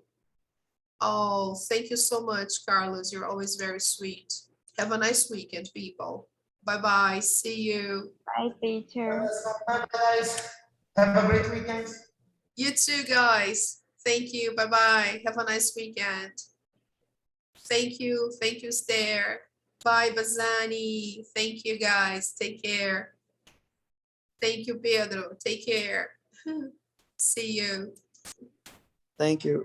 Bye, dear. Congratulations. Great seeing you here today. Bye-bye.